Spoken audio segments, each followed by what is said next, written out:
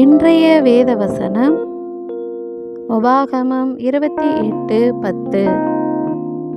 அப்பொழுது கர்த்தருடைய நாமம் உனக்கு தரிப்பிக்கப்பட்டது என்று பூமியின் ஜனங்கள் எல்லாம் கண்டு உனக்கு பயப்படுவார்கள். ஆமேன். நாம் அனைவருக்கும் நம் கிறிஸ்துவின் நாமம் கொடுக்கப்பட்டு இருக்கிறது.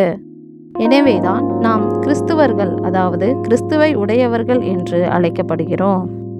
நாம் உண்மையான கிறிஸ்துவர்களாக, கிறிஸ்துவின் நாமத்தை தரித்தவர்களாக இருப்பது எப்பொழுதெனில், நீ உன் தேவனாகிய கர்த்தரின் கட்டளைகளை கைக்கொண்டு அவர் வழிகளில் நடக்கும்போது என்ற வார்த்தையின்படி நம் தேவனின் கட்டளையை கைக்கொண்டு அவர் வழிகளில் நடக்க வேண்டும்.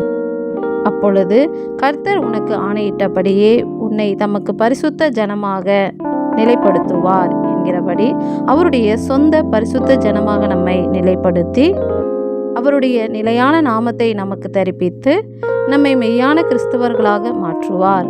அப்பொழுது நம்மை பகைப்பவர்களும் நம்மை கண்டு பயப்படுவார்கள். எனவே யார் தேவனுடைய கட்டளைகளை கைக்கொண்டு அவர் வழியில் நடக்கிறார்களோ அவர்களே மெய்யான கிறிஸ்தவர்கள்.